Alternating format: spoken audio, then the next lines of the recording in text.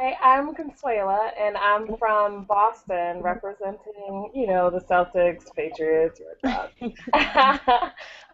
What excites me, and one of the reasons I am a part of No Team Shame, is I've been completely and totally impressed by some of the work that many of you all have been doing, and I've been watching it in the blogs and watching it on Twitter, and through working with Natasha, really finding a space to not only help to shape a new opportunity or expand the space for young parents now, but also a space for, my kids I have two boys, they're 22 and 17, and there's a part of the story of where I feel like I do could still continue to carry